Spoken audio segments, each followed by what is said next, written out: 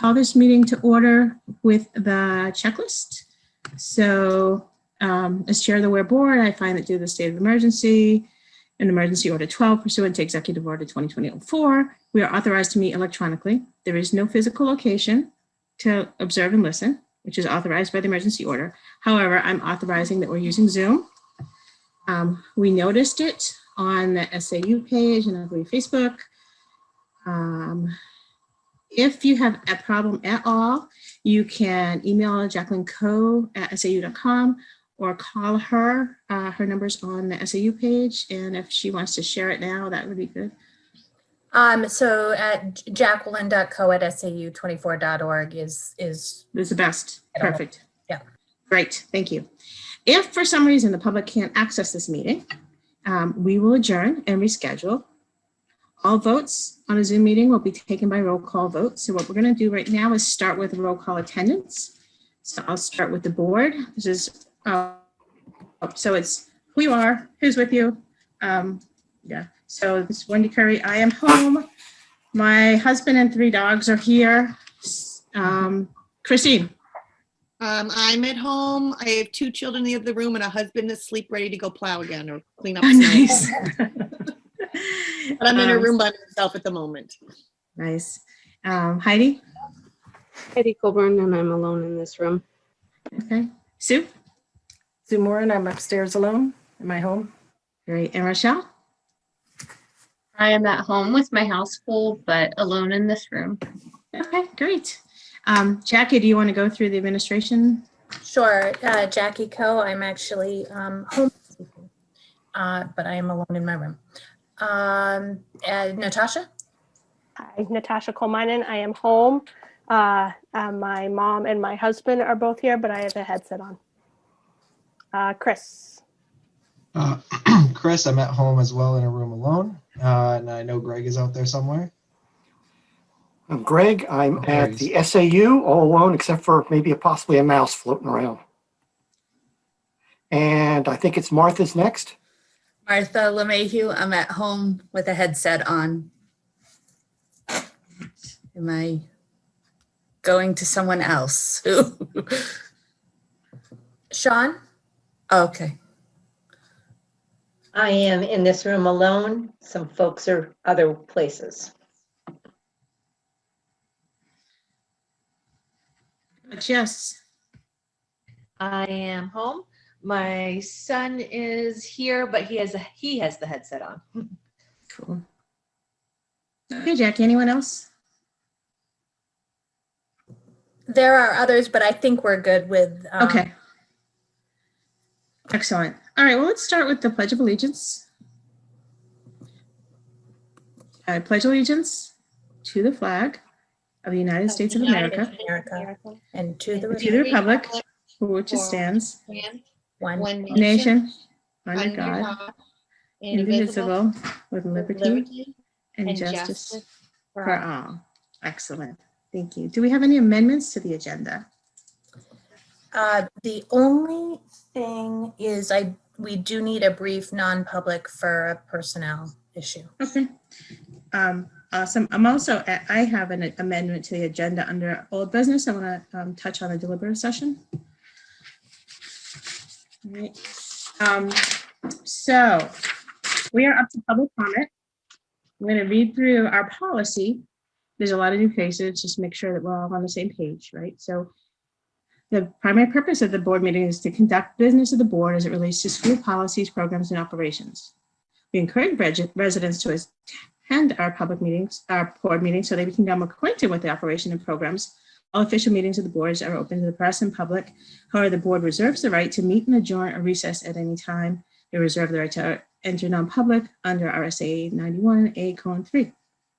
In order to assure people who wish to appear before the board may be heard, and at the same time we may be able to conduct our business, we have the following policies. Public comment will be twice, once at the beginning and run just after new business. If you wish to speak, raise your hand. I think we're muted tonight. You'll get unmuted, you can speak. Please keep it brief. We have a lot of people who want to talk. Typically, the policy states Oh, if you speak, give your name, your address, and any group that you're associated with. So we have that for the record. Typically, public comment is closed after 10 minutes, regardless of people. You're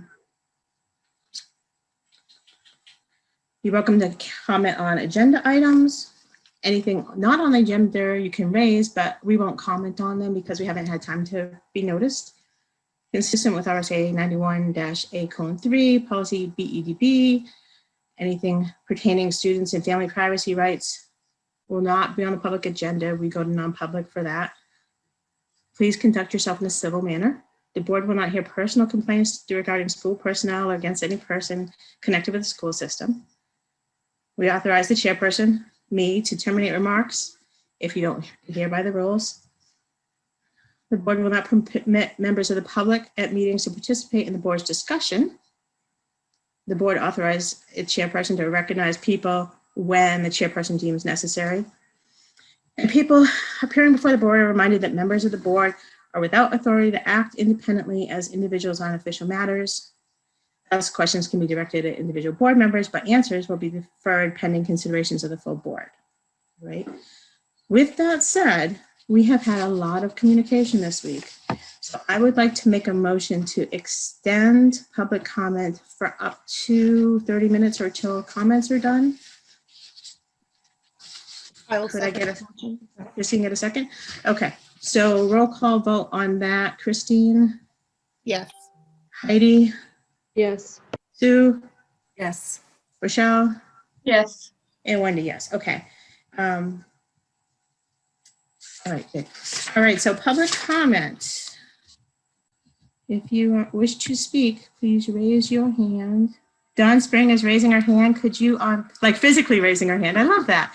Could you unmute her so that she can talk? So I'm Dawn Spring. I'm a teacher at Weare Middle School. I teach 6th grade. And my association, I'm the president of the Weare Education Association. And I'm also speaking as a resident and taxpayer tonight. And I would just really like the board, I would respectfully request that the board reconsider the decision to hold the deliberative session in February, where you have the authorization to move it. It seems like that would be, it would be a better choice. We have a lot of teachers that would really like to be at the deliberative session. We have a teacher contract up this year. The last time we had a teacher contract, we had over 30 teachers, resident and non-resident, that were at the deliberative session. I feel like it is putting teachers in a position to choose safety over our ability to be part of the voting process for the residents in Weare. And I also really just kind of putting it out there to the public, I really dislike being remote. So it would be awesome if we could all be there. And I feel like having so many people in a space puts that at risk. And I would respectfully request that you reconsider and move that for the children, for the teachers, for the community. That's it. Thank you. Done. Next, I see Shelley Gray. Thank you. I'm Shelley Gray. I live in Weare, and I also teach at Weare Middle School. And I also would like to advocate for revisiting the decision to hold the deliberative session next week. CDC recommendations are to avoid crowds. We are doing all that we can. We're filling out the health inquiry every day so that we can maintain our in-school learning with the students. And I think asking voters to go to the deliberative session now would exclude too many teachers who are trying their best to keep kids in school. And I too don't like being remote. And it's very hard. And I think teachers should have a voice. And I would very much appreciate the fact or the ability to go to the deliberative session if it were held perhaps in the spring. Thank you.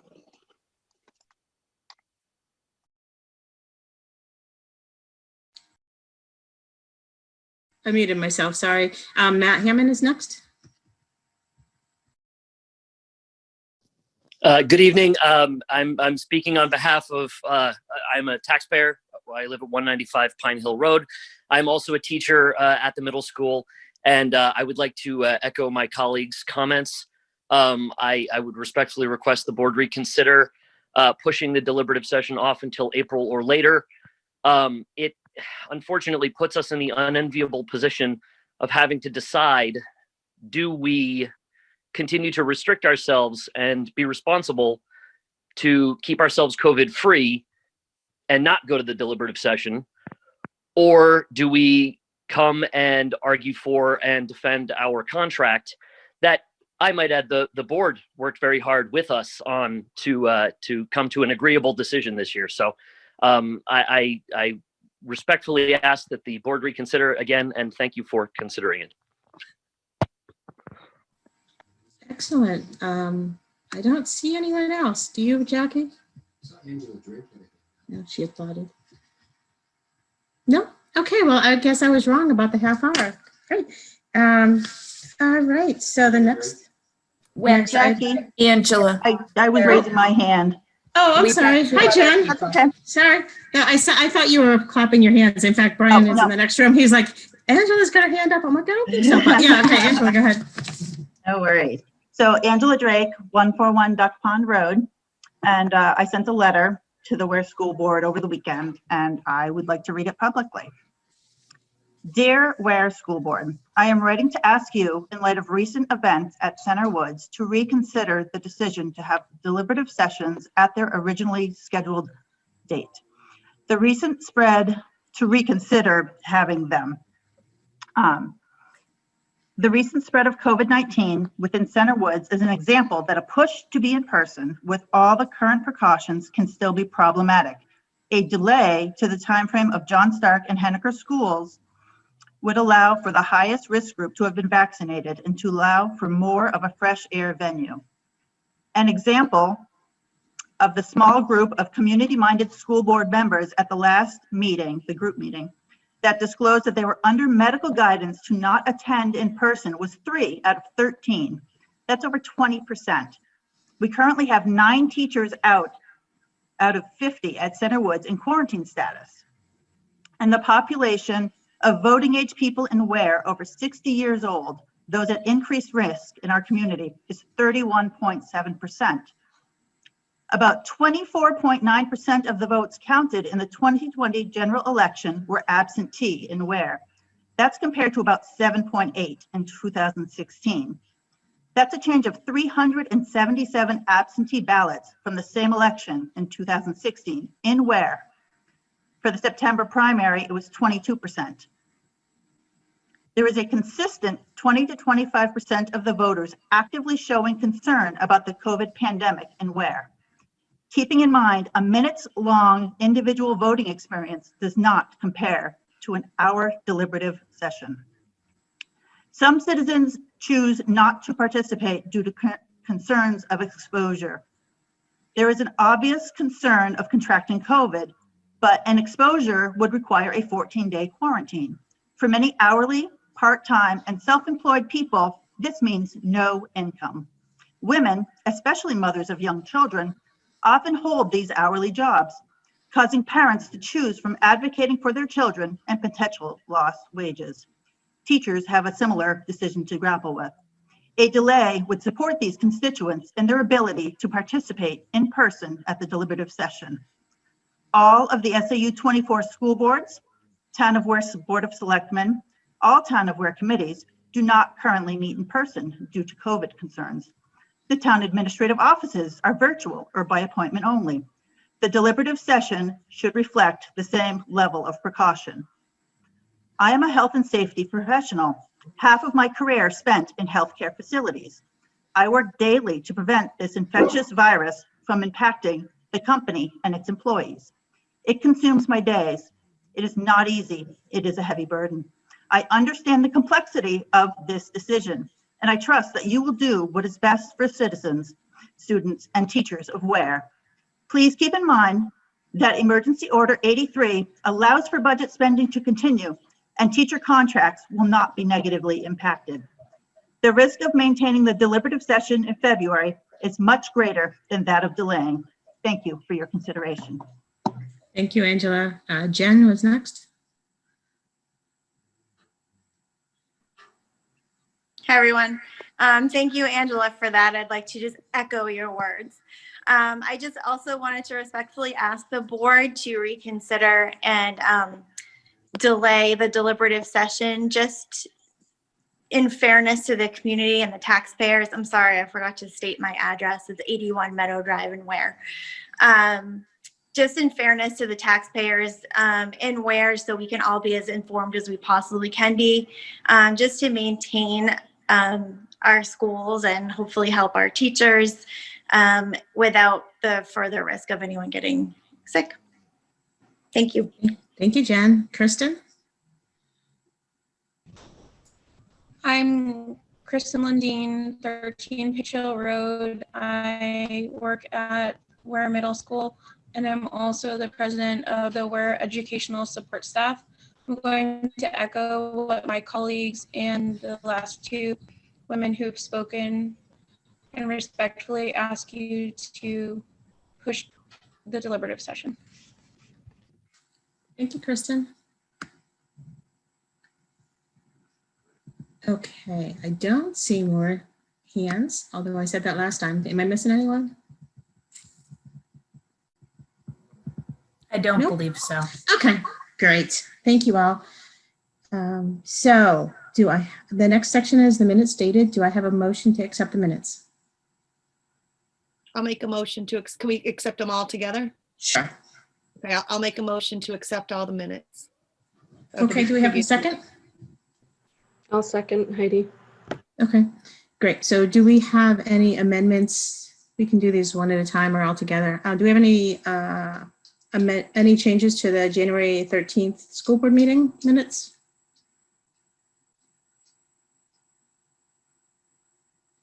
No. How about the public hearing?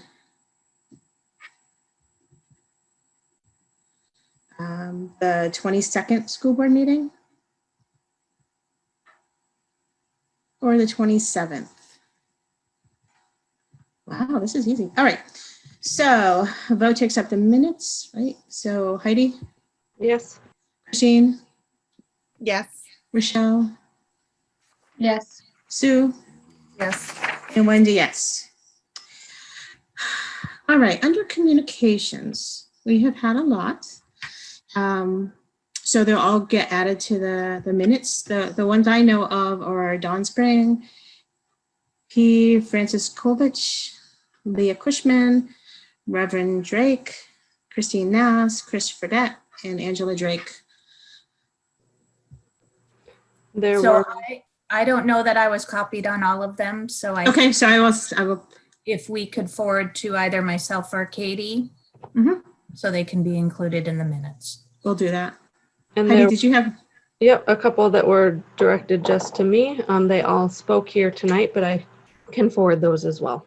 Okay, great. Anyone else? Excellent. All right, so under people scheduled to appear, we have a spot for the PTO. I'm not sure if they're here tonight. Okay, then we have a SEL presentation. Yes, so we are very excited to have some guests tonight. We have Chris Bd from Weare Middle School in the Upper L, Paula Oliveira, hope I said that right. I know she's here, I think she's on the other page, there she is. And we have Linda Hanley, and Jess Potter is also going to be part of this presentation. So I'm gonna ask them all to unmute so that when they're ready to talk, they can do that. And I'm also gonna share my screen and be the driver while they talk. So I will turn it over to them. Thank you, Natasha. Hi, so I'm Paula Oliveira. I'm one of the school counselors at Weare Middle School. I'll start us off We're going to talk about what we've done between Weare Middle School and Center Woods Elementary School to foster social emotional learning this year. Natasha, do you want to go to the first slide? So we wanted to just make sure everybody understands what SEL is. So it is the process through which we help students and adults get the skills and the knowledge to manage their emotions, to set goals, to feel empathy, to build positive relationships, and to make positive decisions. I'm not going to read everything on the slides or talk about everything on the slides. We kind of included a lot of information for you all that feel free to read at your own time. Do you want to go to the next slide, please? Thank you. So this just talks about the SEL competencies, and I think this is important to understand. So there are kind of 5 areas that we're really looking to support students in: self-awareness, self-management, responsible decision-making, social awareness, and relationship skills. And in a Pantene year where school does not look like school necessarily, these become even bigger priorities for us. Do you want next slide? Oh. So we kind of sat and looked at why is this so important, especially this year. We're looking for our students to be able to manage in classrooms that are entirely unpredictable at some points. We had a group this week who we came back from break. We were in for a few days. We were remote for a few days. We were in for a few days. And then a particular classroom was quarantined for the last week and a half. They were back for 1 day, and then we had a snow day. And when they came in today, it was like starting from day 1. So this is why we're so focused on SEL, creating those pro-social behaviors, making sure we're building our strong relationships, building resilience with the kiddos, helping them to be able to make positive decisions. All of this obviously leads to better academic performance, because if you can relate to your teacher and you can make positive decisions, you're going to do well academically. Instills hope, helps manage stress, saves lives. I will talk a little bit more about the saves lives when we get to this section of this presentation that talks specifically about our Sweethearts and Heroes curriculum this year. Go ahead. I think Linda and Jess are going to address Center Woods. Sure. So I'm Jess Potter, the principal of Center Woods. And this slide is mostly just to give you sort of a title page. And I'm going to do my best to briefly describe how social emotional learning is infused into our school through responsive classroom, through Choose Love, and through other class lessons, including small group counseling and individual counseling.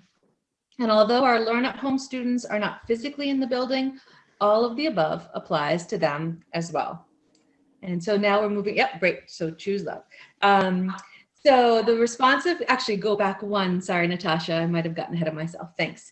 So the responsive classroom is an approach to teaching and building communities that focuses on engaging academics, positive community, effective classroom management, and developmental awareness. It has been described by the Collaborative for Academic, Social, and Emotional Learning as one of the most well-designed, evidence-based social emotional programs. You may be familiar with many of our routines and structures that we use for responsive classroom. Our morning meetings, our shares, greetings, all work on our interpersonal skills. We work on establishing rules through hopes and dreams. We do energizers and quiet times to fuel up our body and calm our body. And then our reflective closing circle wraps in all of the information that we've learned through the day. In addition, our school focuses on recognizing students for going above and beyond with our Eagle Eyes.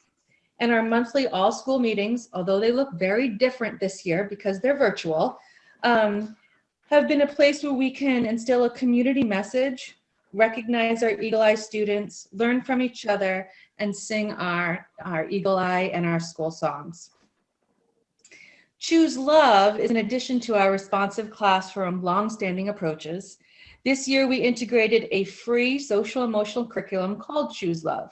Choose Love is aligned with character and social emotional development standards that builds and cultivates a growth mindset, mindfulness, emotional intelligence, and more. But our Centerwood students would tell you, Choose Love is courage plus gratitude plus forgiveness plus compassion in action equals Choose Love. So what does this look like in our school setting? Well, in our earlier grades, in our younger grades, I should say, it's about identifying emotions, having an opportunity to listen and take turns and be heard, and learn strategies for self-regulation and to be able to regulate our emotions. Stories are read to students, and then questions are asked about how characters are feeling, what caused the character to feel a particular way, and what choices are the characters making, and what could outcomes look like based on those choices.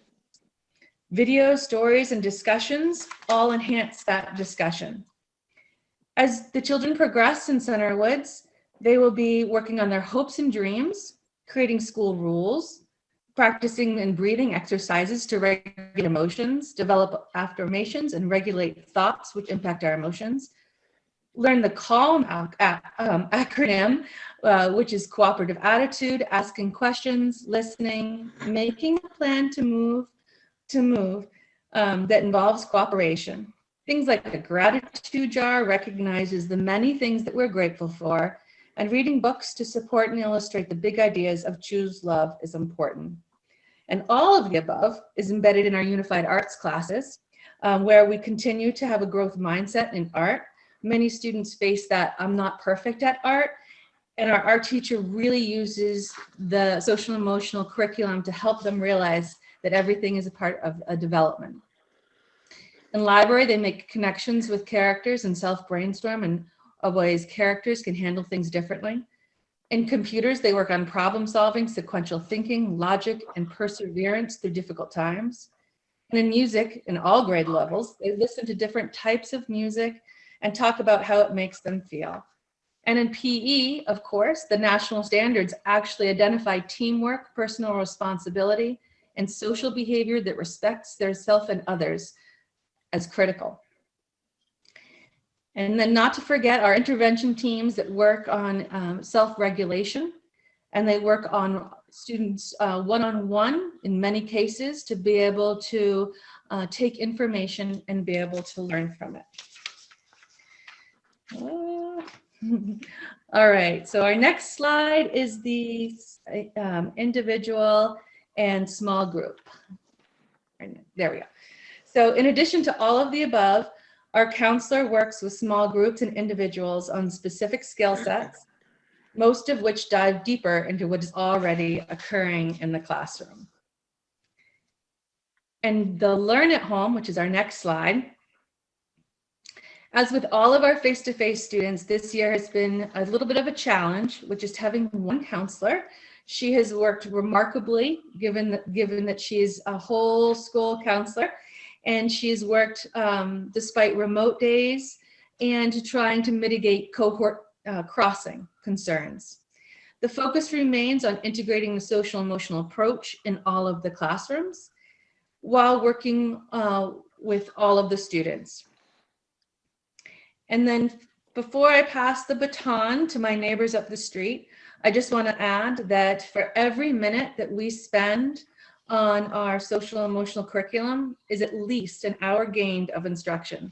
I have no data on that, that's just me talking. When children are comfortable, they feel safe and they're ready to learn, their minds are sponges and they can apply their learning in more meaningful ways. Go on to the upper L and middle. All right, so we wanted to share a little bit of what we've been doing this year. Prior to my joining the district, there was an SEL committee that looked at how are we going to address the unique needs of the kiddos this year for their social emotional learning. So we spent some time before school started and thought about what can we do to help them return, then looked at what are our sort of first part of the year initiatives, what do we need to address, what are our year-long initiatives. So some of the things we want to share is that we created a 10-day SEL reentry plan that included some lessons and information that were shared with every student in the upper L and middle school. Our staff created a welcome back video to acquaint the students with what the new normal in school would look like before they returned. We've done some one-off things such as our Wear Blue Day, which is tied to our Sweethearts and Heroes curriculum. Tom, who is one of the founders of Sweethearts and Heroes and is featured in most of the videos that the kiddos see, famously paints some of his fingernails blue because that is the color of anti-bullying. So we tied that in because it's also our school colors. We're looking at Spirit Week. We have celebration communication where staff can fill out a form to celebrate successes on behalf of students. That goes to both administration and parents. We also have Moose, who you'll meet in a minute, who is our therapy dog who spends time in our school twice a week and makes everyone happier when he's there. I'm not going to talk too much about Choose Love because Jess already kind of did an overview of that curriculum, but our fourth graders are also participating in the Choose Love curriculum, which aligns with what they're doing in the elementary school. We have Sweethearts and Heroes, which we'll talk a little bit more about, which is our SEL curriculum that we're sharing with our 5th through 8th graders. We do classroom lessons, some on a regular basis for some grades and more on an as-needed basis for other grades. Every grade has an advisory or a morning meeting time where the teachers do a lot of that SEL work with their students around what the classroom climate is like and team building and that kind of stuff. And then we have individual and small group counseling for the kids who need it on a more intensive basis. I'd like, Natasha, if we have the time, it's only about 30 seconds long, if we could share the welcome back video, because I think it's such a great example of how our faculty really buys into the idea of helping the students to feel happy and safe and comfortable at school. All right, I'm hoping this sound will come through. So give me a thumbs up if it does.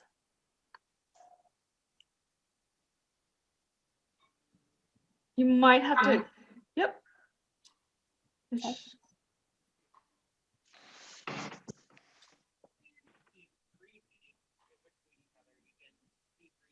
You might have to hit share sound.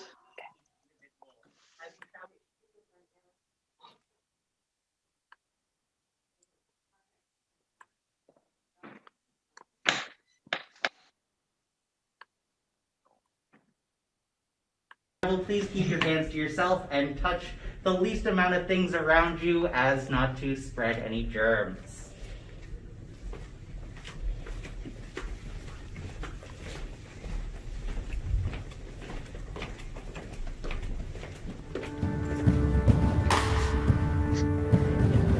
Thank you for using hand sanitizer as you went to the classroom.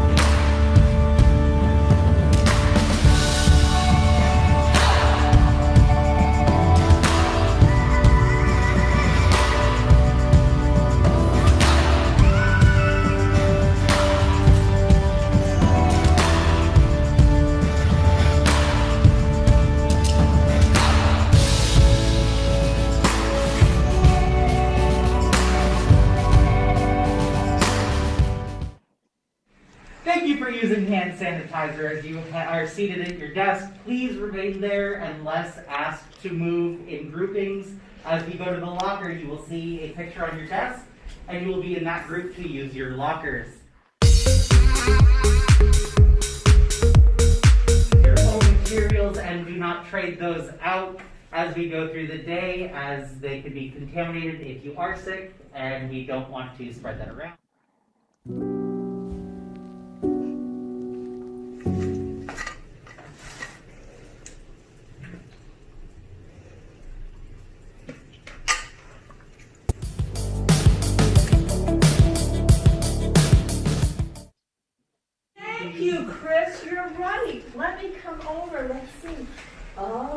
I don't even have to touch a button. No. Thank you for helping me to remember, because these are new things I never used to have to do. And I forget too. Back here, what's your name, young lady? Yeah, you right there. Jan. Hi, Jan. And so you were sort of singing a song. What was that about? What was the question? Why do we have to wear a mask and stay physically distant and sanitize? Because of Corona. Oh, Coronavirus. Upstairs, if you ever need to come talk to me or you get confused or worried, I'm here to help because I want us to have a safe and wonderful start to our year. Thanks, guys. See you later.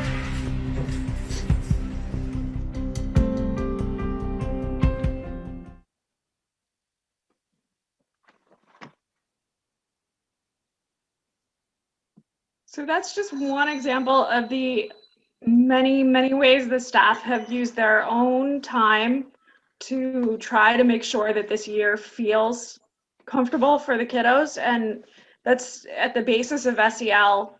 We want them to feel connected to us as the adults in their world, and we want them to feel safe when they're at school.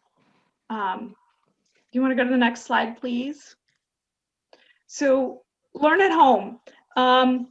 This is an area that we're looking to kind of beef up right now. Currently, our Learn at Home teachers are using either the Choose Love or the Sweethearts and Heroes curriculum to work with their students. Counselors do pop into some of those advisories where those lessons are being taught. We also are doing individual and small group counseling with targeted students to address issues that are barriers to them fully participating in their Learn at Home. But it's definitely an area that we'd like to have more contact and be able to sort of extend the SEL that we're doing in school a little deeper. Sweethearts and Heroes is kind of at the heart of what we're doing this year. We started the year with our 10-day SEL plan, which was a lot of fun to work with, and it was sort of our internally written lessons for SEL this year based on the research we were doing. Sweethearts and Heroes this is the second year for Weare Middle School and Upper L to use this curriculum. It talks, the focus of Sweethearts and Heroes is that we are all have the ability to be sweethearts and heroes. We can fight hopelessness and bring hope. We can get rid of bullying. We can get rid of suicide. And the idea of being a sweetheart or a hero is to speak up when you're worried about a peer, when you see something wrong, and that you have the power to make a difference. I got to admit, when I first looked at this curriculum, I was like, oh boy, this is a bit much, because it is a fairly intense curriculum. It's based on videos, and it's in a format, an app format called Flipgrid, where most of the lessons are presented through video format with then teacher facilitated discussion circles after the students watch the videos. And then the students have the ability to respond to their teacher and respond to their videos in the Flipgrid format in video. So it removes the necessity to write when they're processing their responses to the SEL lessons. And I've spent a lot of time watching the kiddos' video responses. It's a really powerful format for the kids. So I wanted to just share a snippet of one lesson. Each of the videos that the kids get. By the way, before I move further, we had Wear Blue Day last week, and Phil really did paint his beard blue and his nails blue for Wear Blue Day. So I had to share that. So Natasha, if we could play just about the first 40 seconds or so of the first video and then the two responses, it'll give folks a pretty good idea of what this curriculum is delivering to the kids.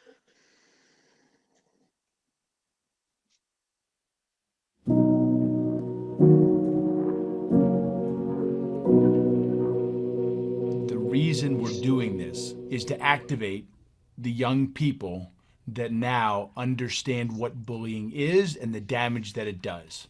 We don't go to schools for kids that get bullied. We don't go to schools for kids that are bullies. We go there for the rest of you. Because truly what we're talking about is not bullying, it's hopelessness. And if we're going to talk about hopelessness, our solution has to begin with this thing called hope. The thing that kids are lacking. For hold on, possibilities exist. HOPE. Hold on, possibilities exist. We have a generation of young people that feel more hopeless than ever before in human history. Since 2007, suicides in I think that's great. That gives you an idea of who the presenters are.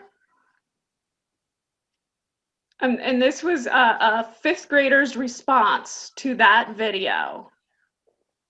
Oh shoot, you're not going to be able to log in, are you?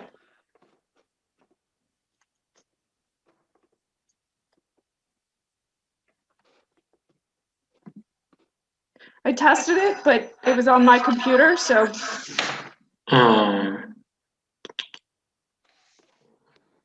So maybe we can work on making that something you can see afterwards.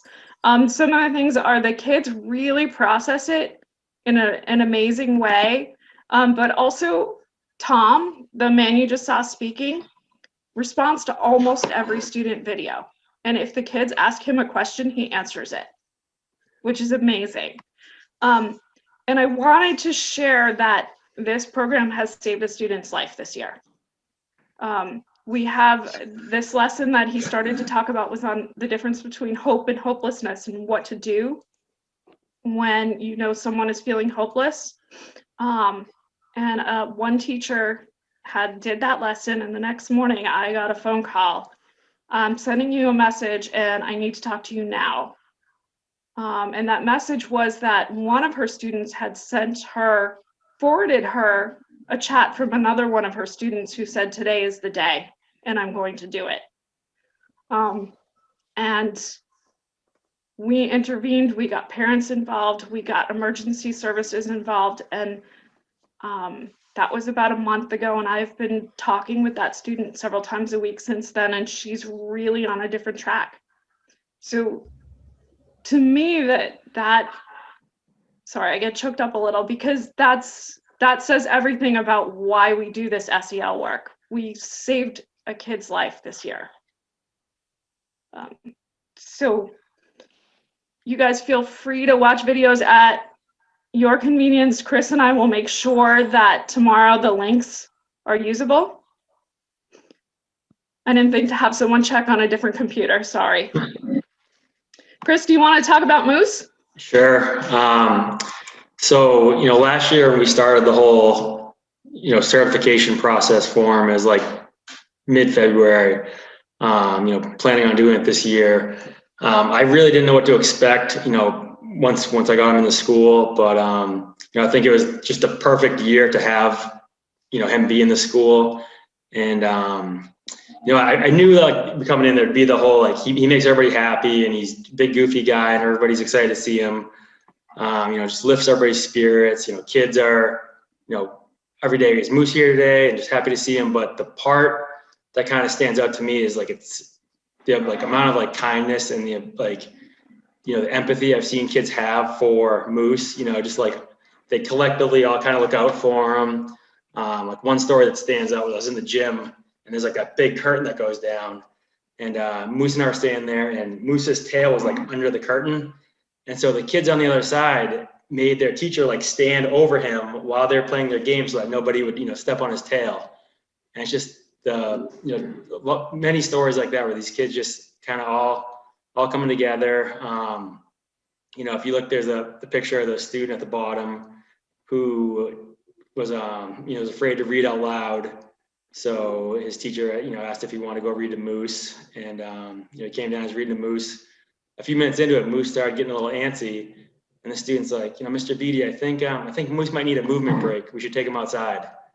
And so it's just, them kind of having the chance to think about some others and just kind of really them, they really put him first. I feel a lot of times it's just, refreshing to see. And it's kind of he's helped, kids wouldn't normally get along will come up and, hang out together with Moose. I think the only complaint I get is that, they're not allowed to pet him right now because we're trying to, practice social distancing. But other than that, I think he's making a difference. Hey, Chris, for those who don't know how Moose is connected to our school, do you want to explain that? Yeah, sorry, I thought they knew that. So Moose is actually my dog. Me and my wife have had him since he was a puppy. And actually last year, Sean and Allison Peterson ended up meeting Moose. I think Phil was there too. Sorry, Phil. And, they asked me if I wanted to, get him certified as a therapy dog. And so, we did it was like 7 weeks of training, and we started coming this year, and it's just been, that's been it since then. Anything else? Did I miss anything, Paula? I don't know. So there's a link there that you can click on if you want to see some of Chris puts out videos for the kids with Moose doing skills, being supportive. We started off the year with meet and greets with a counseling team where we went around, and they turned into great SEL lessons where we talked about self-control and discipline. So much happens through this dog. It's amazing. Yeah, he's a good boy. But just in the interest of time, we don't need, and the first link, Meet Moose, is a sheet that Chris developed to share with students and families the first week of school to talk about that there was going to be a dog in the school, what he was there for, and what the rules would be around interacting with him. And the kids are amazing, so respectful. Yeah, they're really good. Actually, funny thing, last week I had a kid come up and it was in a lunch group and they're talking about Moose. And kids always get confused about he's a therapy dog, not a service dog. And one kid goes, no, he's a cheer up dog. And I was like, what? And he's like, yeah, he comes around and everybody cheers up. Like, all right. So come visit us on a Tuesday or a Friday and you can meet him. Thursday and Friday this week. Okay. All right. Next slide. So obviously an integral part of our SEL plan in the school this year is our classroom lessons and our small groups. So classroom lessons where we try to address some of our SEL themes with whole classes, small groups for kiddos who might need a little more practice or reinforcement of some of the concepts. So a recent example of an SEL lesson in fourth grade classrooms, all the kids learned about their brain and about fight or flight. They learned about the structures of the brain, the prehistoric parts of the brain, fight or flight, and then some mindfulness techniques to overcome or take back when their brain takes off on them. We had a lot of fun with that. So small groups, I have some kiddos who come in and we read books together based on things they need to process. Chris and I both do, and actually Kendra Carney, who is part of our team as well, she's our social worker. We all do groups with kiddos all the time, but these are just some examples of things that are happening in our groups and in our classroom lessons. So at the beginning of the year, we identified that in a normal year, SEL for staff can be a pretty important issue, but this year, more than ever, SEL for staff is crucial because our staff are dealing with demands that they've never dealt with before. So some of the things we put in place this year, there's a Google form that goes out frequently to staff saying, hey, if someone in the staff has done something amazing, please fill out this form so we can celebrate them. So that's the top of that Google form, and we usually Phil or somebody sends it out at the prior to every staff meeting as sort of a reminder, hey, let's take a few minutes and do this at the beginning of staff meeting. The trees in the picture are one of the ways we're recognizing staff this year. Those trees are murals that are painted on our walls, and the folks at our SSC, our Student Support Center, take some of their non-existent free time to go through all these staff celebrations, to send the messages of celebration to team leaders to share with the particular staff members, but also everything you see on these trees is a staff member's name, recognizing something that they've done that's really positive. And some other things we're doing are just check-ins with staff, making sure that we're making it into all our classrooms. And our help and counseling team got together, and we are this year doing a healthy snack once a month for staff. Well, mostly healthy snack. We bring in fruit and chocolate. as a way to just say, hey, we recognize you're working hard. We want to do something for you. So those are just some of the small things we're doing and a way to create staff SEL in addition to our PD and all of those things that we always do. Go ahead, Natasha. So at the end of this, there are some slides with just pictures around our school of the different ways SEL are happening in school. Just different classroom teachers are taking it in different directions based on what they are seeing of the needs of their kids. There's our contact information there, and we'd be happy to answer any questions you guys have. Excellent. Powerful presentation, Paula. Thank you. Thanks, Wendy. Does the board have any questions or comments? No, but thank you so much for sharing. That's beautiful, beautifully done from both schools. And thank you to all the staff for the hard work that they're putting in to make this happen. Thank you. We like our schools. I was just wondering if we could get that uploaded into our drive so we could check out those videos and links and stuff that we didn't have time. Yes, I will definitely make sure everything's available. Okay, thank you. Thank you, Natasha. So yeah, I just want to wrap up by saying that, you know, we have new counselors, right? These folks, a couple of these folks are brand new to our district, and they have just done amazing work, hit the ground running, you know, become a high functioning team very, very quickly in the face of some pretty extreme demands this year. And I am super proud of the work that they're doing, as I know we all are. But I'm glad that we got the opportunity tonight to highlight the work that they're doing and introduce you to the new folks. And so we'll just keep the conversation going. So thank you very much.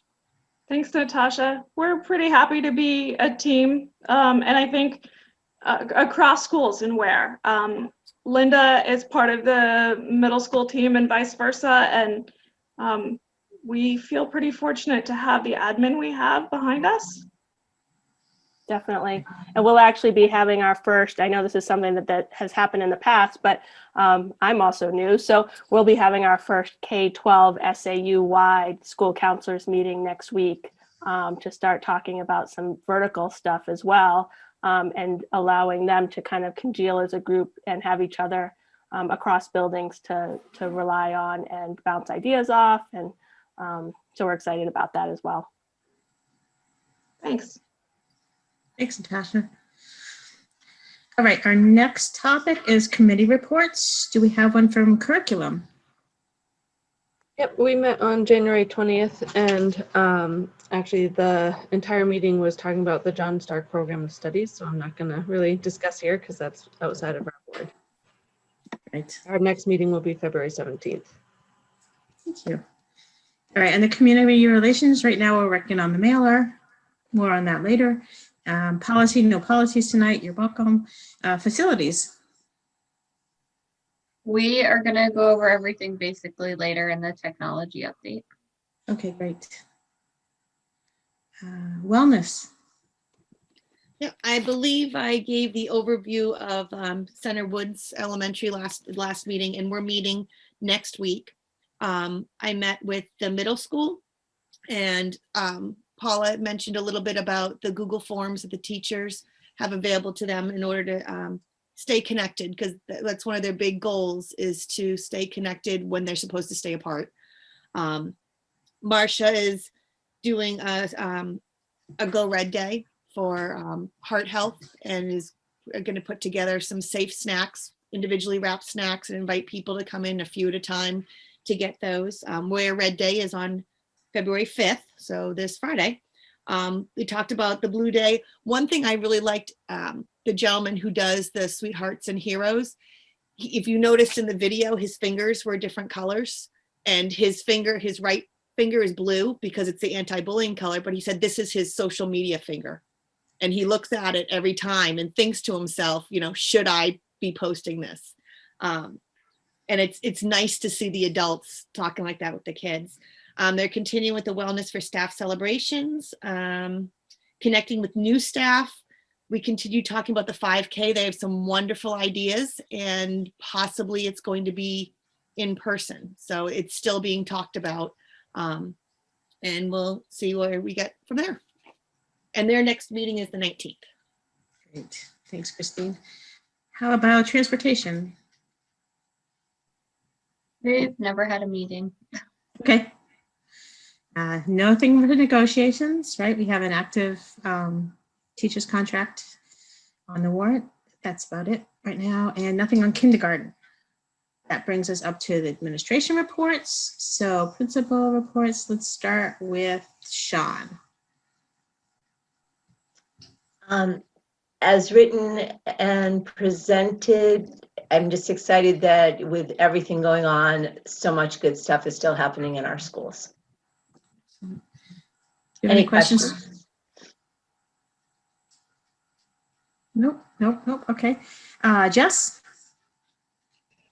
I will follow suit as written and presented unless you have any questions. I have a loaded question. So how's the stress level with the cluster? The stress level has actually remained high. I can't imagine what it's like to be a principal in other buildings. I only know my own experience. And I feel as though that the more we try to stay open, the higher the stress is. And people are doing an absolutely amazing job, doing everything that they can, doing everything right. It's just, the odds are in our favor that something would happen when it did. Okay. Does anybody else have questions for Jess? Nope. Okay. You're off the hook. Jackie.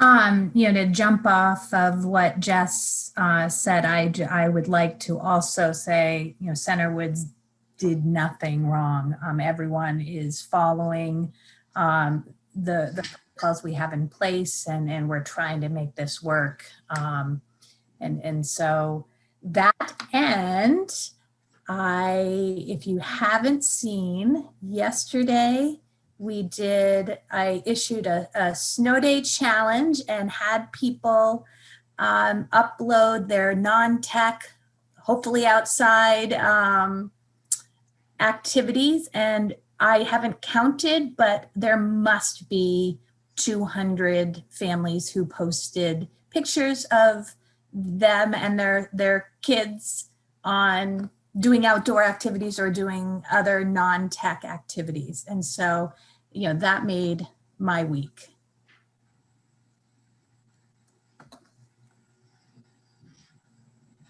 As reported. Any questions for Jess? Jackie? No. I will admit that I didn't get the importance of snow days. I mean, we're home, right? We have computers. Why would you bother?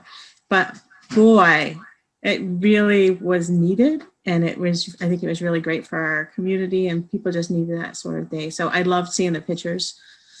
I was glad to be wrong. Doesn't happen often. Okay, manifest, I think we've got that mailed around to us. Reconciliation report. So the reconciliation report, in new business, we're going to do a pretty good overview on the budget and where we stand right now and things of that nature. But with regards to the reconciliation tonight, what I wanted to go over were two things. First of all, we have the capital improvement deposit that was related to the one-time funding that we got in adequacy. So I believe I've said this in this venue once, that that amount was decreased because we actually got less inadequacy. So the amount that you see on the expenditure side of the reconciliation is what we are in the process of cutting a check for right now. So you'll see it on your next manifest, and that'll go to the town and be deposited into the trust. But then on the bottom line, so this time last year, our bottom line was 3.7% of the budget remaining.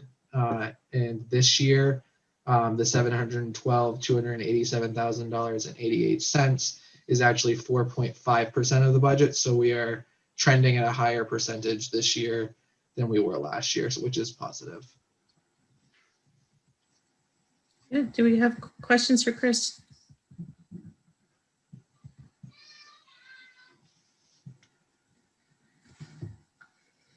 All right. I think the only person now was a non-public, so we can skip that. We can skip policy. So old business.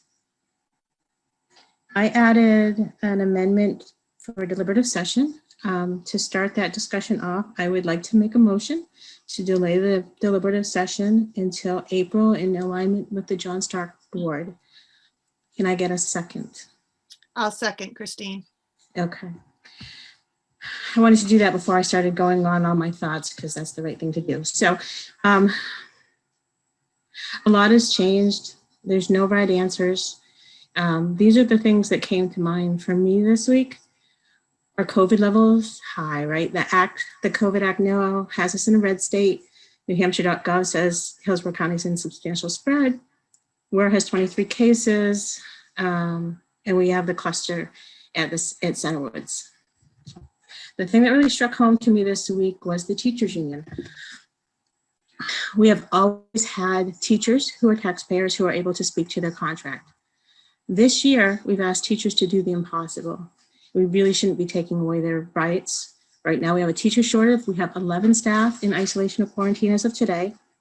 We have a shortage of subs who we now can't mix in cohorts to avoid future clusters. We have asked our teachers to avoid travel, to avoid groups in order to keep our schools open as long as possible. The delay on the teachers' vaccine from the governor means few will be vaccinated this month. So we are forcing our teachers to choose to either advocate for their contract or to keep our schools safe. Financially, there's a fiscal cost to us not being delayed. So we typically do a mailer and we split the cost with Henniker and John Stark. Because we are on a separate date, we have to have a separate mailer. So last year it was $2,141.90 for the three of us, split three ways. This year it's looking like our cost is going to be $1,422.68.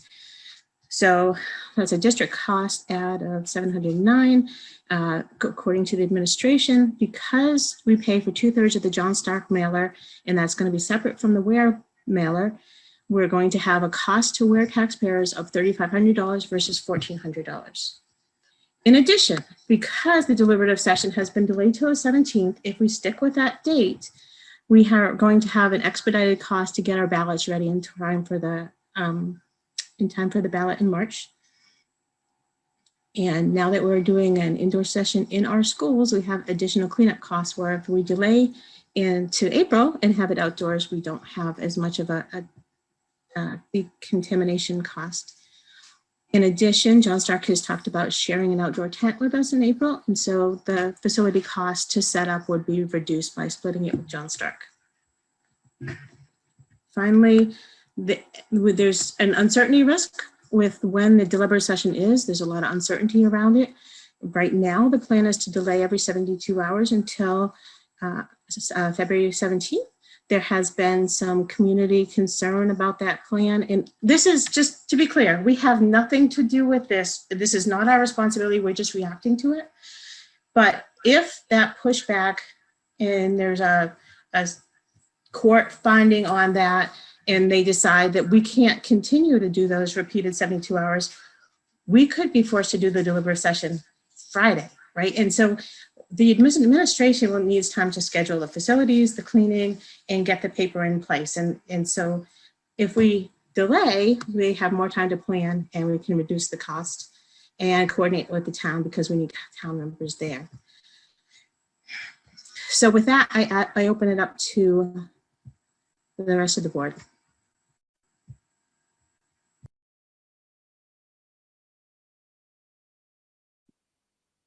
I'd like to comment about also delaying. And I think fiscally, it makes sense. I think it makes sense to be in line with John Stark. I think it makes sense for safety. And also based upon the emails I received all but one that was asking from the community that was asking us to delay. And we are representatives of the community. So the people that we heard from, the majority have asked to delay. I've definitely heard from more people not wanting to delay. Just throwing that out there.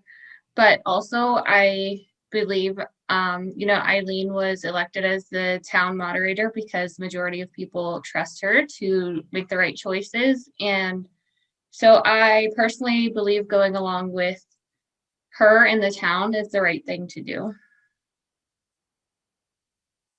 And we put our kids in school every day. So why can't we go to a meeting for, a couple hours? I want to take a minute and respond to some of the things that have been said. I definitely appreciate everybody who's taken the time to reach out personally or to the board and do so respectfully. I hear you. I hear your concerns. This is a really hard decision for all of us, just like it was this summer when we were trying to plan for the reopening of the schools. In both cases, I tried to remain objective, take my personal opinions out of this, and use the CDC guidelines as a framework. The plan that we have in place for the deliberative follows the CDC guidelines using 6 feet of social distancing and masks. A 2-month delay is not going to change that. I hear the concerns from the teachers about having to choose whether or not to attend, but in 2 months, they're still going to have to choose whether or not to attend. COVID is not going away. We will still be a large gathering, and we will still have 6 feet social distancing and mask mandates. The rate of vaccination is really slow. So while there will be more people vaccinated, it's going, I think, slower than expected. And so there is still going to be a portion of our population that doesn't feel comfortable. I wish this wasn't the case. I wish, we weren't living in a pandemic right now, and I wish it was safe for everybody to attend. But whether it's in February or in April, the risks are going to be there. When we initially talked about this last time, we were supposed to be outdoor or in the town garage with open doors. It's now being posted as in the Weare Middle School. I'm a little disappointed that the town and the school aren't able to work together to come to a solution that maybe makes it a little more open air, but we do have the ability to spread out, use multiple rooms if necessary, and open doors and windows as we can. I've done a lot of thinking and research in the past week or two since we last met and discussed. If you look at other towns, most towns and schools are maintaining their deliberative sessions as scheduled in February.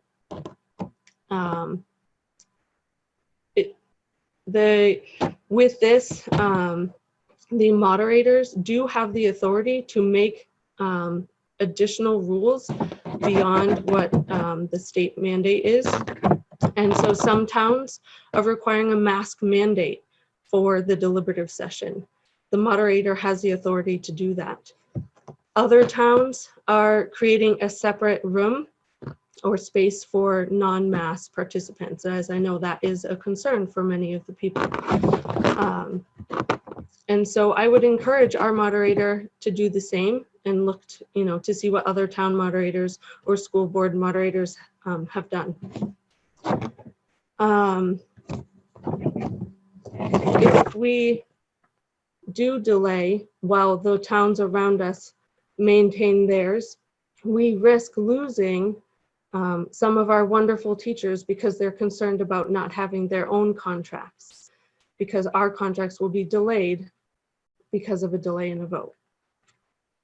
So again, trying to be objective, I look at the safety precautions set forth by the CDC and the plan that we have in place, and any possible additions to the rules set forth by the moderator, and say that, is that 2 weeks or 2 months going to change the situation?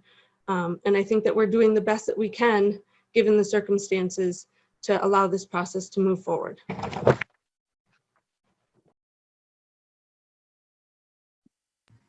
Thank you, Heidi. Any more comments? Yeah, I just wanted, I mean, Heidi had most of my points. She said it very well. I really want to support the teachers. That did get me at the beginning of the meeting. I didn't receive communications from them previously. What I received, I had 4, I believe it was split. 2 wanted to postpone and 2 were saying it was good not to postpone. I want to let everybody, I sincerely think that we can do this safely based on the past meetings. And I've gone to most of them for 30 years. I don't think, as Heidi said, if you wait a couple of months, it's not going to change or shift too much enough to make it worth it. I think fiscally, you made good points about mailers. And so all of that would be a wash. I just really think it can be done safely now. And I think there's a risk to going after months after the town when the fiscal effects of the vote on the town articles are all in as well.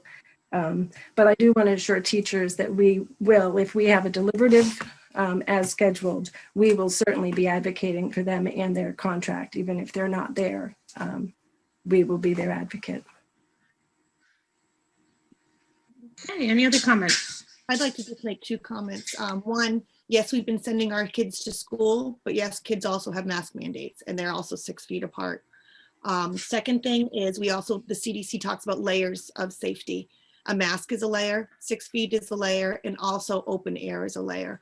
So being able to wait until April can add that 3rd layer. So no, COVID is not going away, but the spring weather would allow for it to be safer than it would be now. I'm also concerned because we did talk about, while heat-wise, it was not the most pleasurable idea of the town barn, being able to have more airflow would, and now we're talking about being in separate rooms, which I would presume not all of them would be able to be the size of the gym.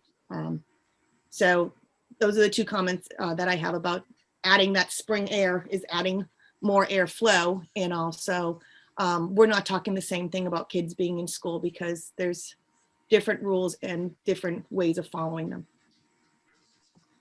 Can I just ask when that changed? At our last meeting, the town was saying that they wanted to work with us and to allow us the town garage. So why is it now being advertised as being in the schools?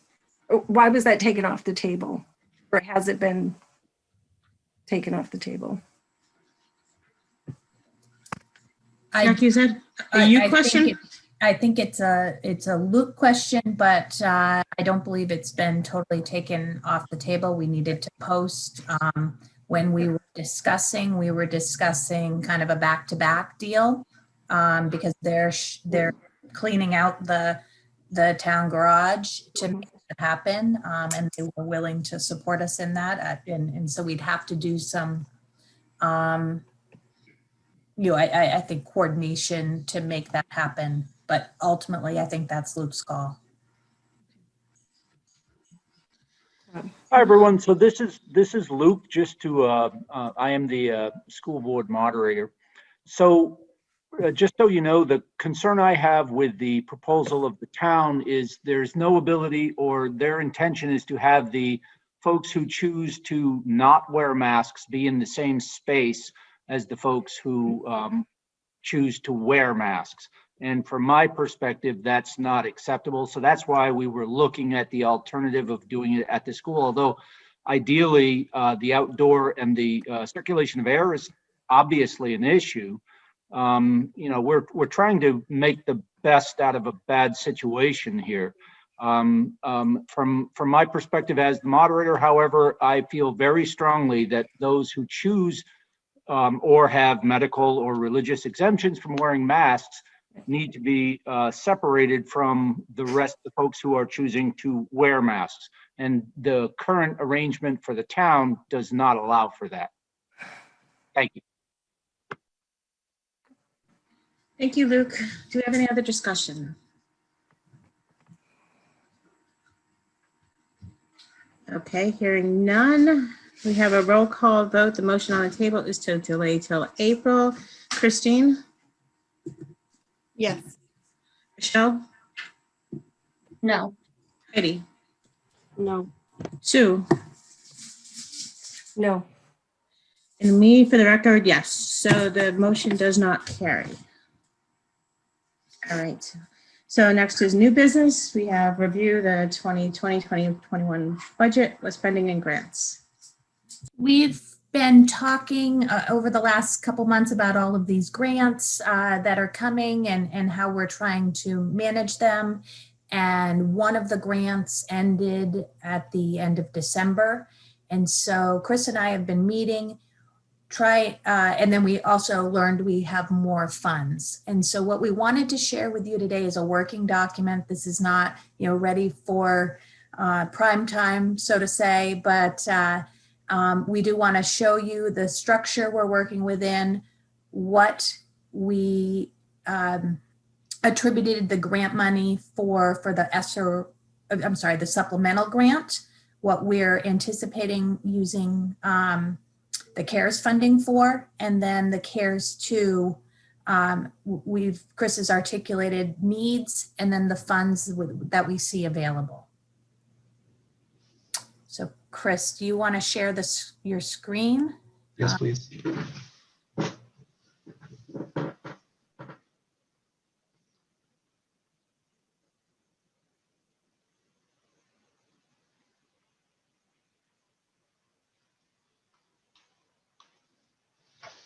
Could you make me co-host? I think I did. Oh, No. yep. I see it Nope. now. Sorry. I was expecting a notification.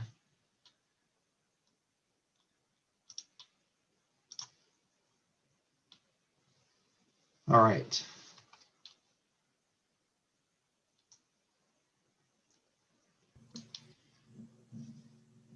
So as Jackie said, I have 4 different sections here that will kind of give some information on what we're working on with the budget. So the first section there is what we allocated the supplemental public school response fund money towards.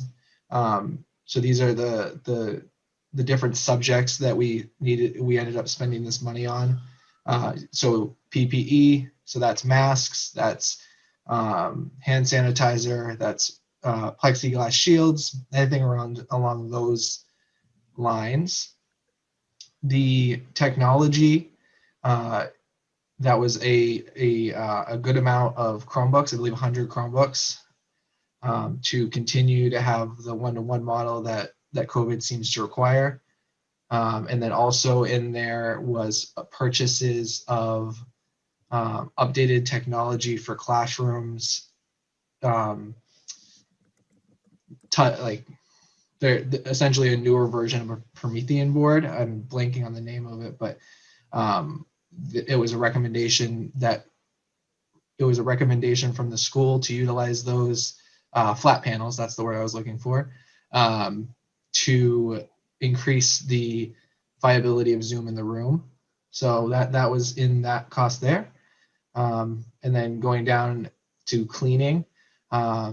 So that is cleaning is the only place that I ended up expending funds from the previous school year.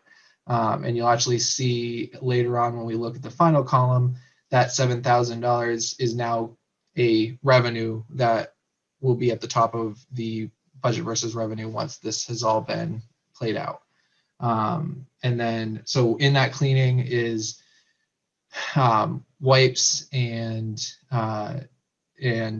materials for the electrostatic machines that were purchased at the end of last year.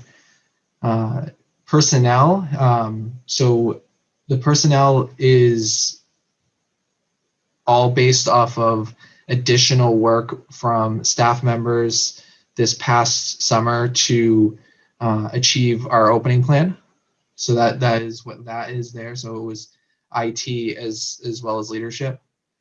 The remote learning supplies, we allowed the teachers to purchase supplies to better to increase the product of remote learning for our children. The learning kits, that was at the beginning of the year to provide students with individualized supplies. The supplies, that's some miscellaneous supplies, things, one of the bigger costs in there were,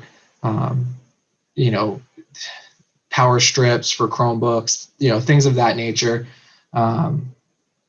Additional transportation, that was the cost of having to have additional transportation due to the sharing of John Stark and Weare, and needing to kind of split those for the year. Food service, that was an additional cost of food delivery from June, actually paid in this school year, so that's not over in the 1920 column. Then a little bit of signage. Legal, that's actually just us posting the public hearing to accept these funding sources. And then facilities, that was, we did some water coolers in Weare Middle School because they had a lot of areas that did not have sinks and their water fountains were closed down. So we put the water bottle fillers in, I believe 4, to make it so that they had access. The second column is our CARES allocation. So I know you all have seen this number before, but $91,000 came in on CARES. Because we're kind of we've just cleaned up supplemental public school response fund. I wouldn't say we've received any of that funding from the state yet, but the funding sources that you see, the budgeted amounts that you see, are things that are, a lot of them are already happening. So the PPE is kind of a budget for the rest of the year.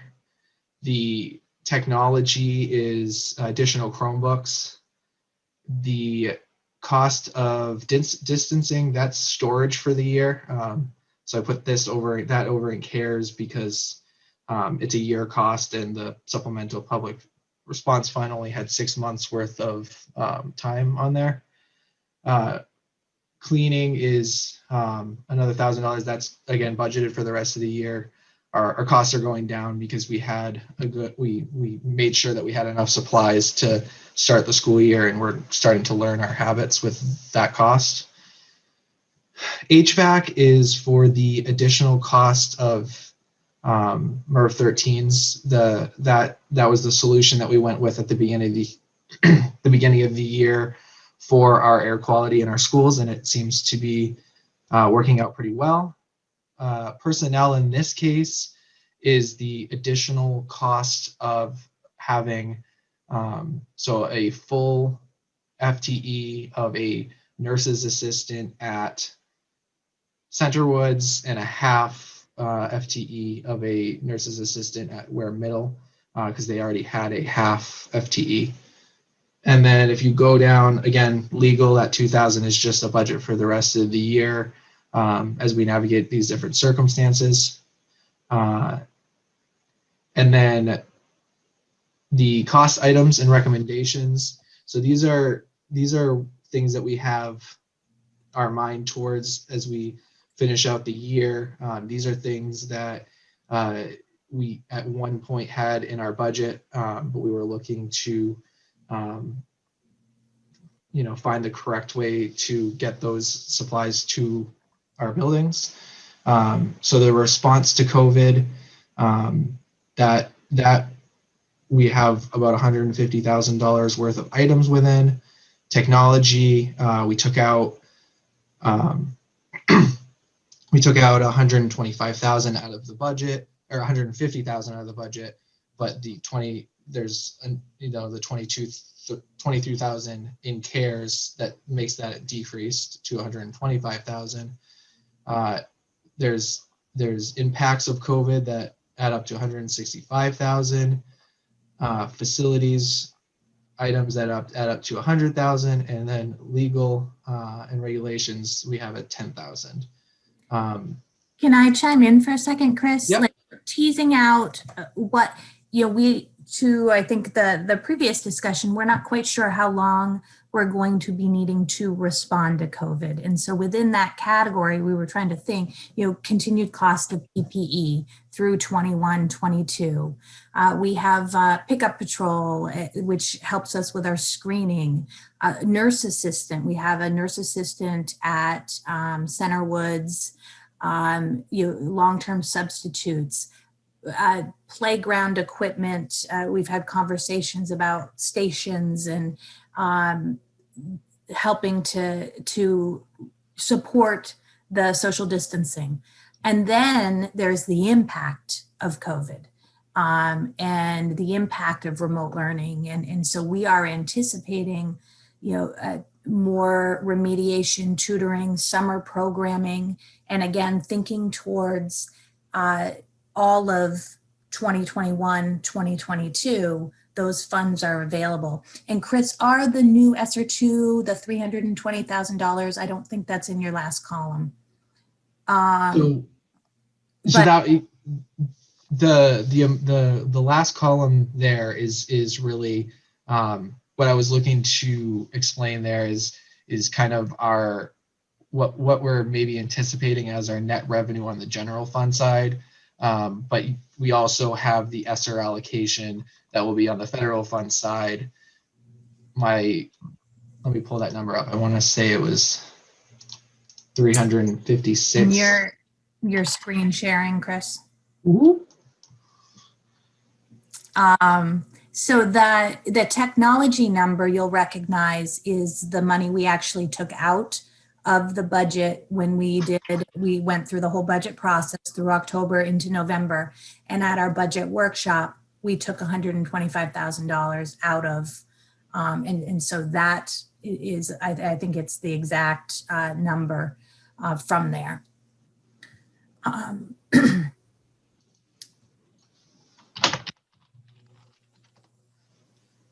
Sorry for the delay. I forgot that I didn't get sent the allocations. Jackie did, so now I have to look for Jackie's email.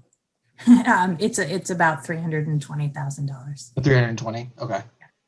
So yeah, about $320,000 on that. So, all right. So thank you on the cost items, and then, like I said, this last column. So during our discussion about the reconciliation, we went over the general fund bottom line. What you're seeing here is kind of what we anticipate based on the items that we know right now will be the bottom line on the revenue at the end of the year. So for instance, we have the health trust surplus that we received back from, the percentage that the employees of the district paid in, that will go back to them, but we're anticipating approximately $72,000 that will go back to the district, and so then that would go back to the taxpayers. The $100,000 that the board approved with the emergency order earlier in the year, that we don't anticipate accessing. Learn at home. So Henniker is participating in our Learn at Home program. They don't have any staff being contributed to the program, so the way they need to contribute is through funding. So through our calculation, we believe that should be approximately $90,000 at the end of the year that will come over as revenue for Weare.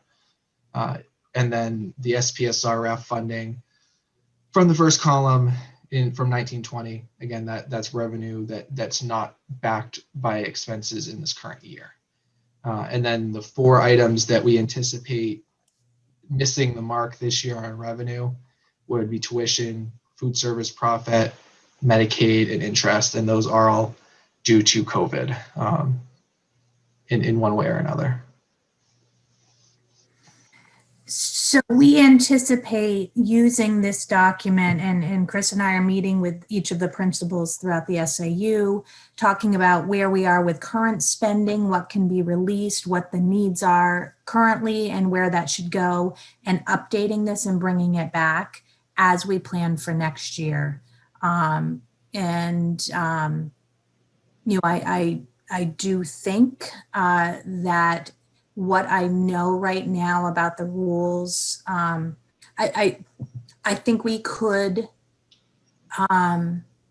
somebody on the board could recommend or make a motion to take the tech coordinator out, and we'd use grant funds for it for next year. The need doesn't go away.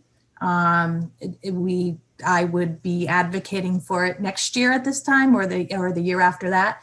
But I think we could defend it as a COVID cost, and it would take it out of the budget this year.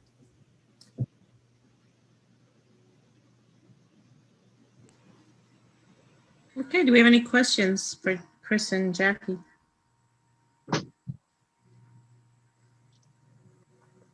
Can you stop share, Chris? Yeah. Thanks. So I'm thinking, why don't we take it out of the budget this year if we can get it under COVID costs? So can I make a motion to take it out of the budget? So that has to happen at deliberative sessions. Okay. You accept it as a budget after public hearing is what goes to deliberative session, but then you can make a motion there. Okay. But it might be a motion, the board wants to agree on making, would be my thought. Because you're presenting it. And so if you're immediately amending, which is fine, but it might be something you want to have a discussion about.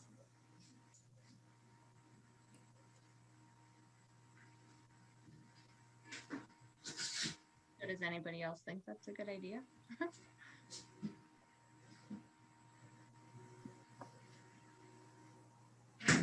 I'm curious about, is there a downfall for doing it that way, Jackie? Is there a negative? For taking, the CARES, do it this year and then just putting it in the budget next year? If we can put it in the budget, next year, no, I don't think there's a downfall. Okay. So what's everyone's reasoning to not want to do it? And I apologize, I kind of threw this, out of the blue. I should. So just a point of order, if you want to have a discussion on something, you should make a motion, get a second, and then we can have a discussion. I don't care. Yeah, I thought Jackie said not to make a motion tonight, but if one is required, I would move that we remove the new tech position from this year's budget. I second that. And reduce by, is it 91,000? No, 25,000. Oh, you're talking about, doing the extra hours. I thought you were talking about the new position. That's SAU. No. Sorry. Darn. I still would make the motion that we do that and cover it with COVID funds. The extra hours are needed because of the tech required for COVID. I still second it. Okay, so discussion. I thought I had heard, and maybe we can get this from the tech people, that although we have some cost associated with COVID, we already were having them work over the summer. Right? Yep, it's not a one-time thing. No, and that's what I said. It's not a one-time thing, but, and I would not have made this recommendation last month. I didn't, because I've learned more about how we can use the funds, the ESSER 2 funds, we're calling them.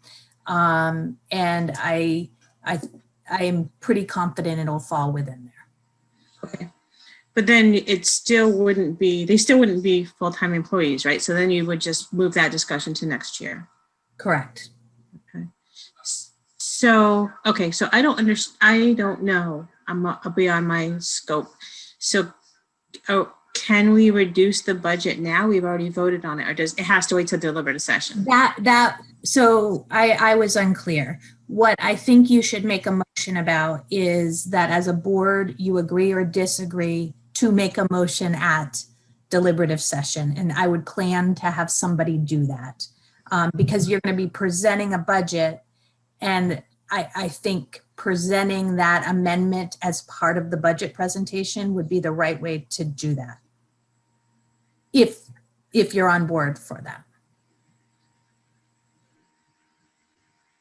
So part of that position was to make it a full-time so that that person receives benefits, and then that sort of levels the playing field with other districts. So by not doing that, we take that away again, or keep it the way that it currently is. We would pay the per diem for the work that we need done. So we wouldn't change the position to a 260 position, a 260 day. We would keep it at the, I can't remember, 220, but do a supplemental contract, which is what we have been doing for the work that we need.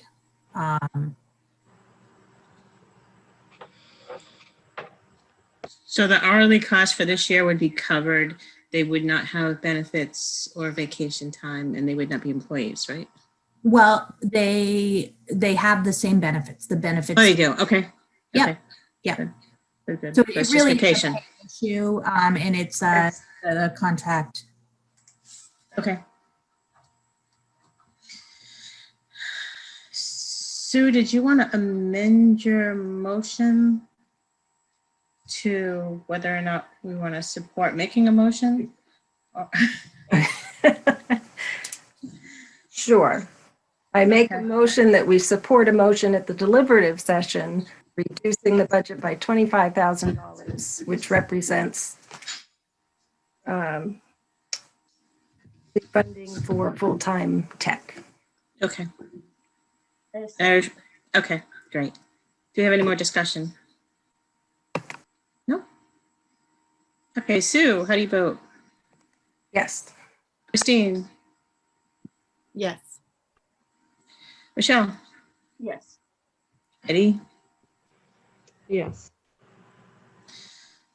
Wendy, I am going to abstain because I won't be there. So it passes. Do we have any more talk about the budget spending grants presentation as seen? Okay, technology update.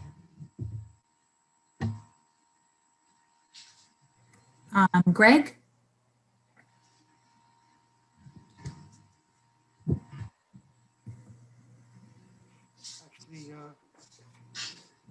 Chris Okay. is going to be covering this because he's been spending the time with Chris Roy was going to be spending the time with Chris Auger and with Ken going through this. So he's got all the details on this. There should have been a document that was produced. Yep, we that got you guys have that detailed what the current status was of the technology out there and showing end of life for the equipment to give you an idea of what we were looking at for having to take in replace stuff. I think you'll notice there was a bunch of pretty good sized bumps for expenditures, and that's because we bought stuff in big batches. If you have questions about particular details on that inventory, both Chris and Ken are here tonight and dig into as much detail as you would like regarding that. Greg, can you bring that up on the screen? The inventory? I can bring it up. I have it pretty accessible. So I guess what we'll do here is the current page that you're looking at is the Center Woods Elementary School. And so again, the board has this report. And so we can entertain any questions from the board. Ken and Chris are both here on the call tonight, and we can answer any of the questions that you may have on the report. Great. Do I have questions for Chris?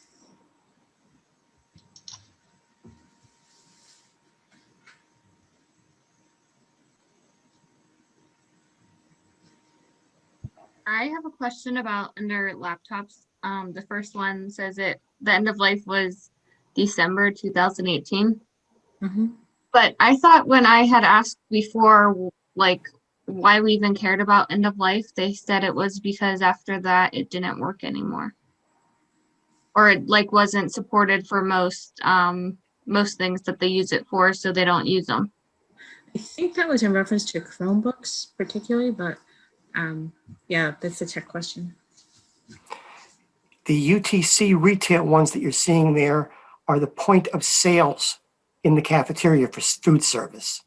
They're actually the combination cash register / point of sale screen. Okay, so those don't really need replaced until they don't work anymore?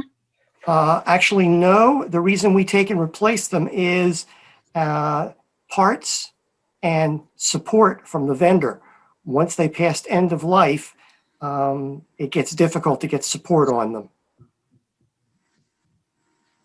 But we've been fine for the past 3 years? The reason we've been okay for the last year, at least, is there's been not a lot of people in the school for a good chunk of it. But the other thing is the fact that they're reaching end of life and that they're running doesn't mean that we want to keep going with them. We do need to, at some point, replace them because, like I said, parts and support. The vendor will, at some point, take and say to us, no, they're not providing any more support for that. Also, as operating systems and security patches and other things occur, we'll be put into the position where we'll be exposing ourselves to potential issues. Can I jump in, Greg? I just want to clarify, this is an inventory, and this computer had an end of life of 12/2018. We're documenting that. We're sharing with you the state of our equipment, and we can anticipate any, reasonably, it is wise of us to anticipate that we won't be able to use that for the long term. And so that's what this document illustrates. We're not defending anything. We're not advocating for it. We're saying this is our inventory and what we see as needs.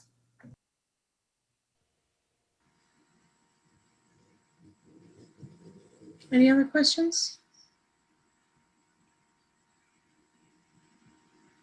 Can I get some clarification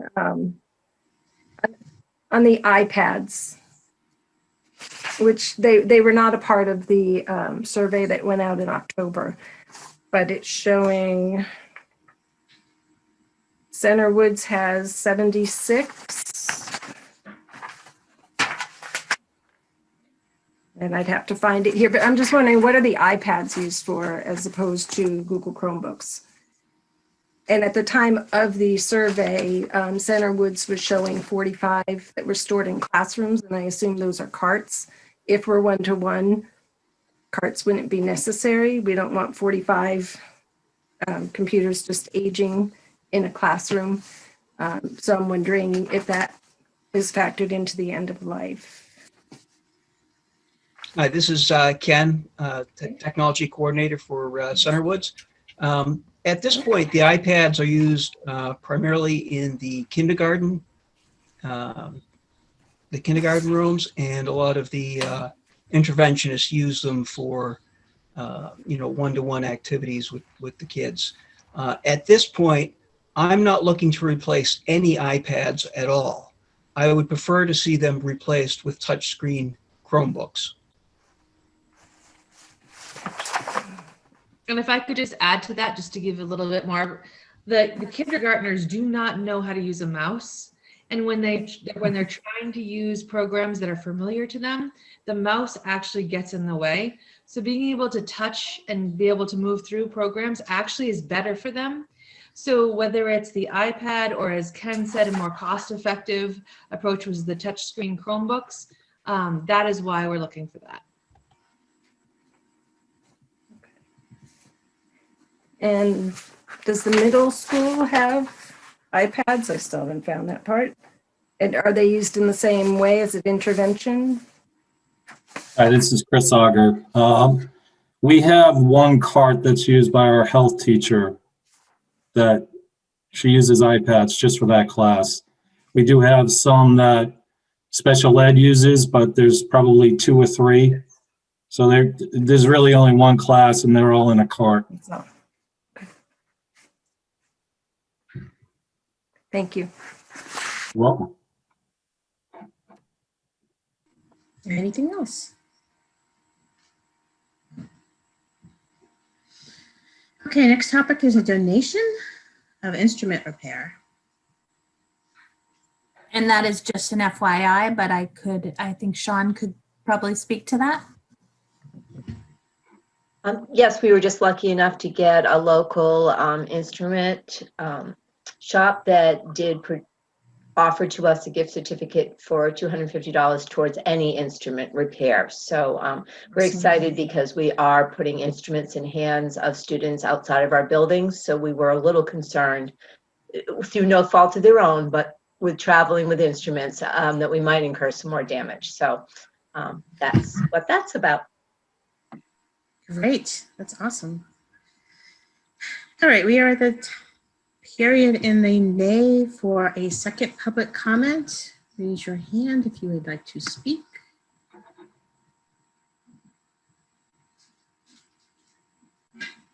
I am not seeing anyone. Jackie, are you seeing anyone? No? I'm not. Okay. All right. School board reports proposals for future agendas. We have all day kindergarten, the copier analysis costs, the transportation study. Is there anything else people would like to add?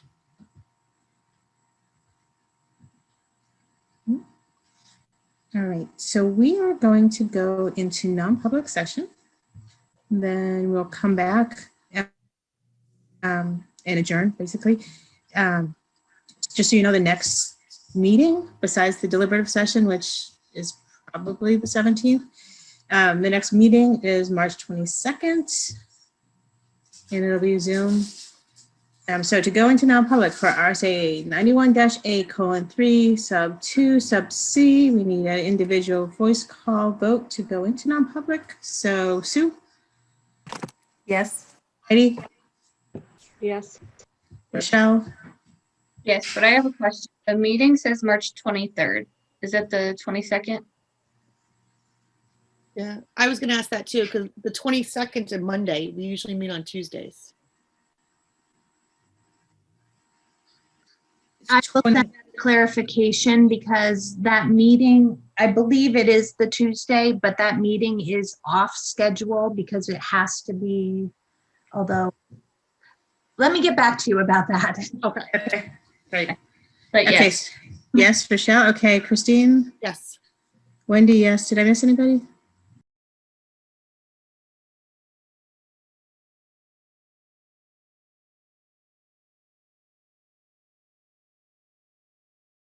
Okay. I will make a motion to accept the leave of absence. I'll second Heidi. Okay, so voice call vote to accept the leave of absence. Rochelle? Yes. Heidi? Sue? Yes. Christine? Yes. Wendy? Yes. Okay, do I have a motion to adjourn? Can I just ask a question before we make the motion to adjourn? If emails are referred to in the meeting that not everybody has, do they need to be added to the notes? If you could send any meeting, any thing that was communication, we'll put it in the minutes. Okay, thank you. So maybe it doesn't sound like it doesn't sound like all of us got the emails that other people did, and I just would like to make sure we're being representative of people are sending. Thank you. Oh, I have one last. Go ahead. I'm just wondering if you receive a communication, should it be sent to all board members at the time it's received, or should it wait a month for the meeting and then be done after the fact? I'll have to ask about that, because if it's sent to one person, that is they have the right to do that. Yeah. Right. And I don't know how that works, but I'm just thinking for terms of discussion, it would be nice if we all. It would be. I had like 4. Sure. Yeah. It was, I had them that were all sent to all of us. But the ones I got were Right. sent to Yeah, it everyone. looked like everybody got them. it sounds like there were other ones that were referred to during the meeting. I could tell you I get a couple dozen every month. So most of them are directed just at me. Certainly, if we're going to talk about them, I can get them. And that's why I brought them up for communication. I want to get them added to the minutes, but yeah, I can do that. I did want to make one last comment before we go for the day, because I won't be at the deliberative session. I have Heidi's been an incredible addition to our board for a long time. She's been a great vice chair, and I will miss her terribly. So thank you for your service. Thank you. Thank you. Okay, so now motion to adjourn. Heidi, do you want to make your last motion for it? Motion to adjourn. Okay, do I have a second? I'll second. Okay, so voice call vote to adjourn. Christine? Yes. Heidi? Yes. Sue? Yes. Michelle? Yes. Okay, and Wendy, yes. All right, y'all have fun at the session. Let me know how it goes.